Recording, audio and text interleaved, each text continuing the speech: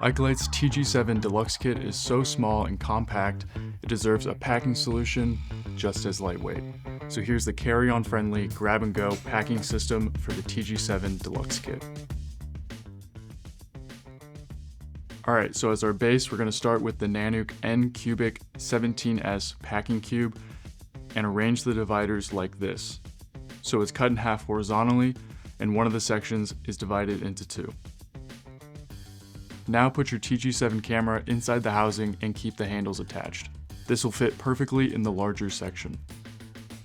Next, we'll put the Eneloop battery charger in the smaller section, and if you have a WD-3 wide-angle dome, you can place that on top.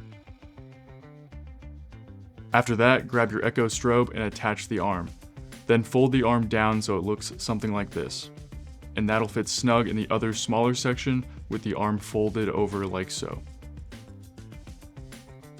Your fiber optic cord can lay on your housing, and then you can zip it up.